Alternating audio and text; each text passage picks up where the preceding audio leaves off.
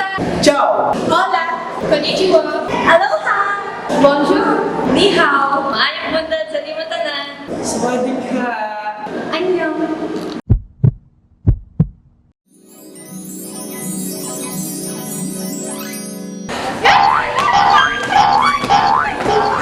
Oh, I'm going to tell this to my internet friend.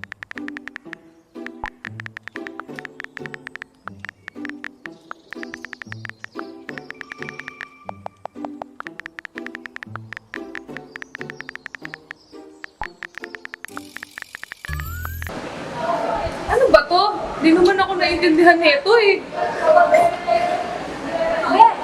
Do you really think maintindihan mo ang kausap mo? Hello? Chinese yung kausap mo. Go talk to her in English. Ay, nakakastress sa mga people.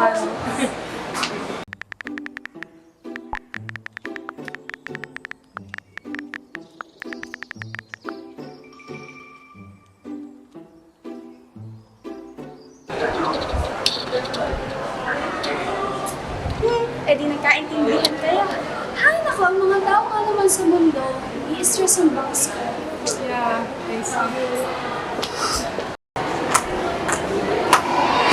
When communicating with people of different cultures, we must always be self-aware and be open-minded. You must be flexible and be willing to adapt. There's more! We need to remember not to use the same approach worldwide and never let cultural differences be the cause of conflict. And lastly, never ever contribute to stereotyping. Yeah, I'm learning at the company. This company makes me grow personally and professionally. I really love it here.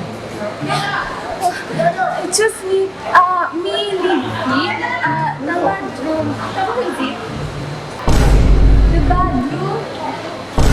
Bedroom. Bedroom. Ah, Yushi?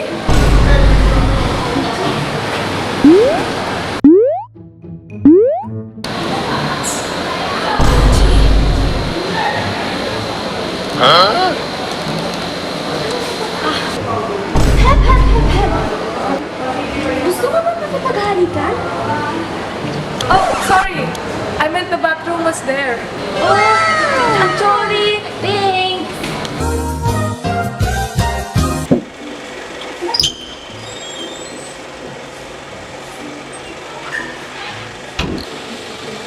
Good morning. Good day. Are you Miss Limson? Yes. I am the department head. Come, I'm going to introduce you to the CEO. Good day, Yamamoto-san. This is Renz, our newly employed. She's been contributing a lot to our department. Nice to meet you, Renz. I'm looking forward to work with you in the future. Thank you, Shacho-san. I'm really looking forward as well. Can you please excuse me? I still have a meeting to attend.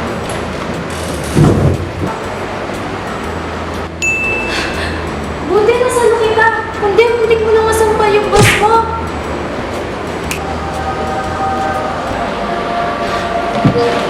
Bye-bye! Ay, nailigtas ko na naman ang buhay mo. Thanks to me talaga. Eh, kaya ko naman siguro yung sasabihin ko sa boss ko kanina eh. Sige nga, anong sasabihin mo? Ano? Miyane? Sheshe? Gomenasai?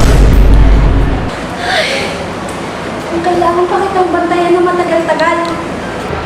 Teka nga, sino ka ba?